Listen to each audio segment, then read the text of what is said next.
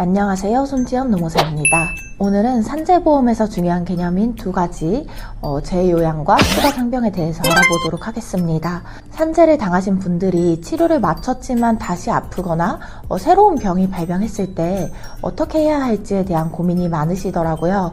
오늘 이 영상을 끝까지 보시면 재요양과 추가 상병의 개념, 그리고 신청 방법, 그리고 유의해야 될 점까지 완벽하게 조금 이해를 하실 수 있을 것입니다. 네, 그럼 바로 시작해 보도록 하겠습니다. 먼저 재요양에 대해서 설명을 드리도록 하겠습니다.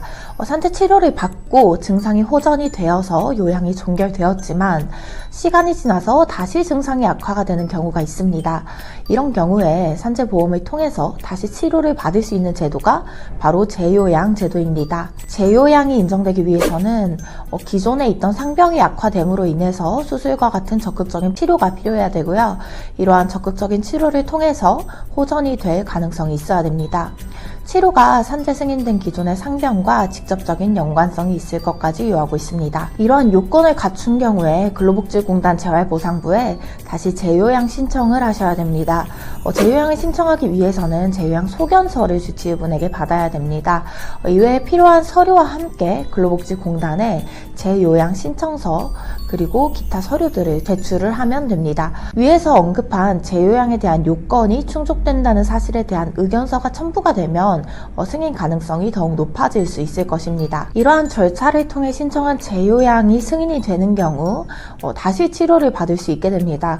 여기서 중요한 점은 단순한 통증의 재발만으로는 재요양이 인정되지 않는다는 점입니다. 앞서 언급한 서면과 또는 치료 중인 병원에서의 의무 기록지와 같은 다양한 주장과 입증 자료를 통해 의료적으로 기존 상병이 악화되었음을 객관적으로 입증을 하는 절차가 필요합니다. 다음으로는 추가 상병에 대해서 설명을 드리도록 하겠습니다.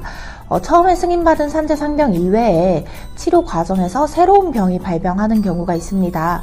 이럴 때 새롭게 발병한 병을 산재로 인정을 받아서 치료받을 수 있는 제도가 바로 추가 상병 신청입니다. 추가 상병이 인정되기 위해서는 원래 승인받은 산재 상병과 의학적으로 상당한 인과관계가 필요합니다. 기존의 치료 과정에서 발생했거나 기존 상병이 원인이 되어서 새로운 질환이 생겼을 것이라는 요건이 필요합니다. 추가 상병 역시도 신청 방법에 대해서 재요양과 동일하게 주치의의 소견을 받아서 근로복지공단에 추가 상병 신청을 하시면 됩니다. 공단이 이러한 절차를 통해서 심사를 하고 이러한 추가 상병이 승인이 되게 되면 추가 상병에 대한 부분도 산재로서 지원을 받으면서 치료를 받을 수 있습니다. 이렇게 재요양과 추가 상병에 대해서 간단하게 알아보았는데요. 쉽게 정리를 하자면 재요양은 기존 상병이 악화됨으로 인한 추가 치료가 필요한 경우이고요. 추가 상병은 기존 상병과 관련된 새로운 병이 발생한 것입니다. 신청 과정은 유사하지만 인정 기준이 명확하게 다르기 때문에 정확히 구분해서 신청을 하시는 것이 필요합니다. 오늘은 재요양과 추가 상병에 대해서 알아보았습니다. 산재 치료 후에도 건강을 회복하지 못한 분들에게 아주 중요한 제도이기 때문에 꼭 기억해 두시면 좋을 것 같습니다. 추가적으로 궁금한 사항이 있으시다면 댓글 또는 상담 번호로 연락 주시면 자세한 상담 도와드리도록 하겠습니다. 네, 이상 손지연 노무사였습니다. 감사합니다.